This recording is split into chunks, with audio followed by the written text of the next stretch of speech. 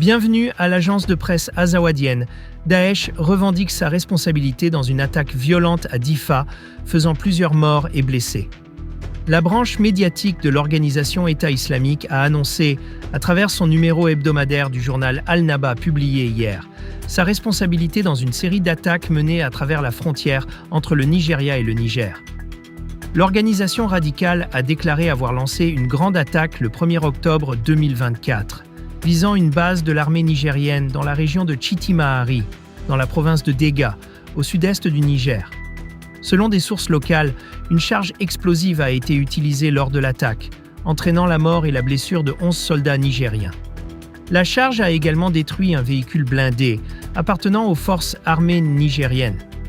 L'État islamique a affirmé que ces attaques, s'inscrivant dans le cadre de sa cible contre les forces de sécurité déployées dans la région, dans le cadre de ses opérations continues en Afrique de l'Ouest.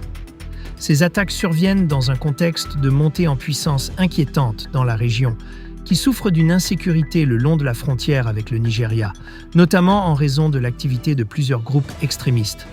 Cette montée en puissance confirme la persistance de la menace des groupes djihadistes dans le bassin du lac Tchad, malgré les efforts intensifs déployés par les forces locales et internationales pour encercler ces groupes et réduire leur influence.